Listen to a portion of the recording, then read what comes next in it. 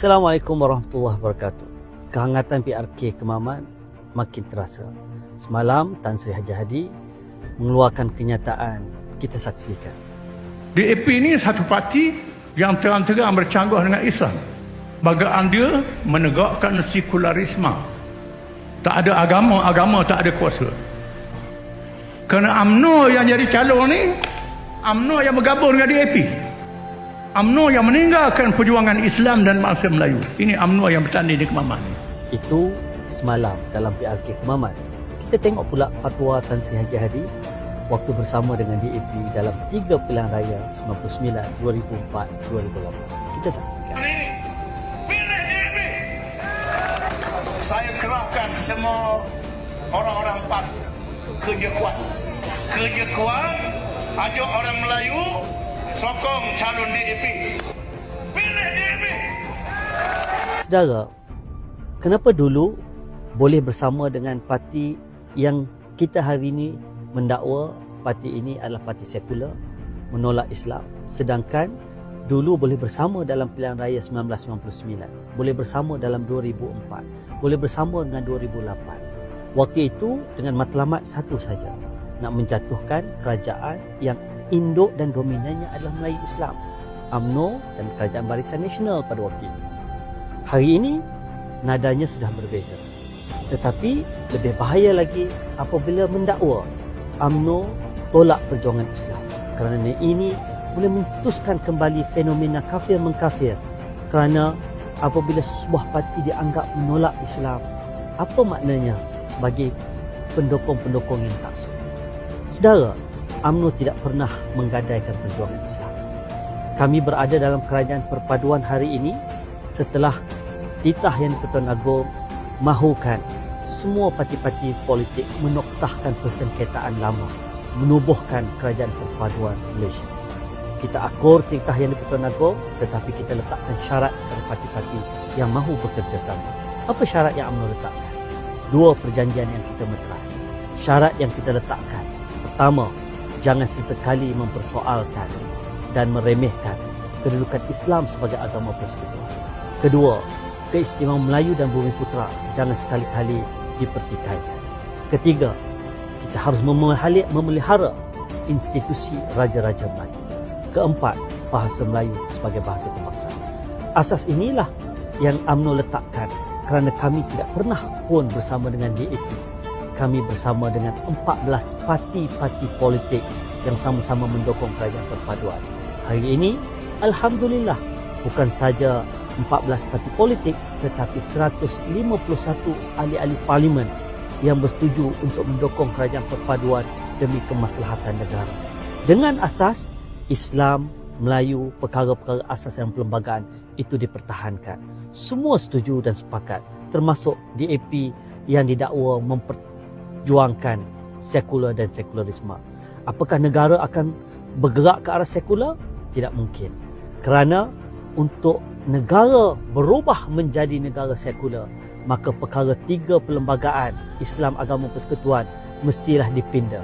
Untuk meminda perkara 3 memerlukan 2/3 majoriti, dan syarat yang paling penting, mesti mendapat perkenan Majlis Raja-Raja Melayu. Tidak akan mungkin Majlis Raja-Raja Melayu yang di dalam perlembagaan bersumpah dengan kalimah wallahi wabillahi watallahi untuk memelihara pada setiap masa kesucian agama Islam, akan menggadaikan Islam sebagai agama persekutuan. Yang mustahak, dalam tempoh setahun kita menubuhkan kerajaan perpaduan, bajet Jabatan Kemajuan Islam Malaysia ditambah daripada 1.5 bilion kepada 1.9 bilion. Institusi orang Melayu seperti MARA ditambah kepada 3.99 bilion. Saudara, macam-macam program yang dilaksanakan hari ini. Dasar Tahfiz Negara 2.0, Pra-Tahfiz Kemas yang dianjurkan oleh Timbalan Perdana Menteri dipersetujui oleh Perdana Menteri hari ini dengan bajet 120 juta. Dan yang terbaru, untuk meningkatkan taraf Mahkamah Syariah yang menjadi polemik hari ini, Yang Amat Berhormat Perdana Menteri mengumumkan dengan perkenan Yang di-Pertuan Agong dan Majlis Raja-Raja Melayu untuk menubuhkan jawatan kuasa bagi mengangkat dan mengkaji bagaimana untuk kita memartabatkan syariah dan mahkamah syariah. Ini semua berlaku kerana kita mendukung Islam sebagai agama persekutuan dan diterima baik oleh masyarakat bukan Islam. Yang penting, negara stabil, rakyat sejahtera. Undilah Barisan Nasional. Assalamualaikum.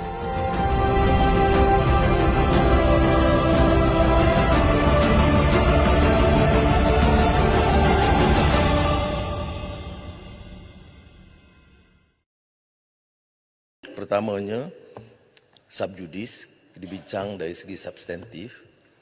Keduanya, kes ini tidak terlibat soal mencabar syariah, tetapi cabar pertimbangan atau keputusan yang melibatkan kuasa persekutuan dan negeri dalam perlembagaan yang akan mereka putuskan.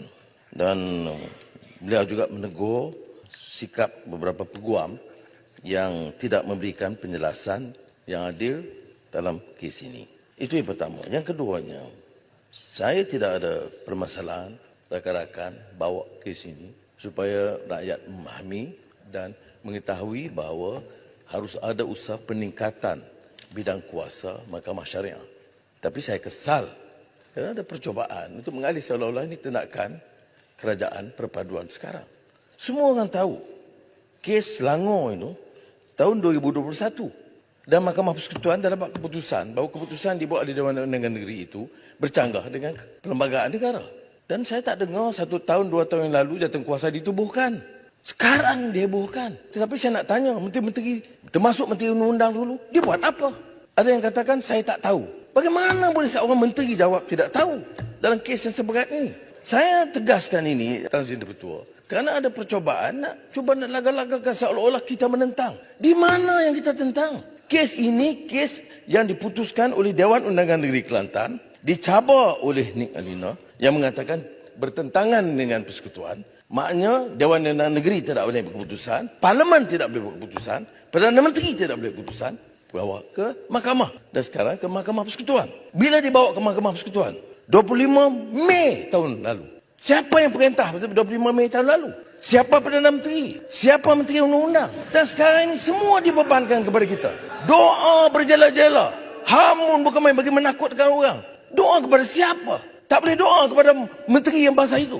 Pasal apa masa kamu menteri tak jalankan tugas? Itu 25 Mei. Baik. Kemudian Mahkamah Persekutuan memberikan kebenaran untuk memulakan prosiding. Bila? 30 September 2022. Siapa Menteri Undang-Undang pada masa itu? Mana menteri-menteri pada masa itu? Tak tahu. Mana mungkin seorang menteri dalam kabinet dalam kes seberat yang menentang syariah Islam? Dia tak tahu. Alasan mudah. Kalau kita salah, kita tak tahu. Parlimen itu adalah tempat untuk kita membantu untuk menaikkan nama kemahaman.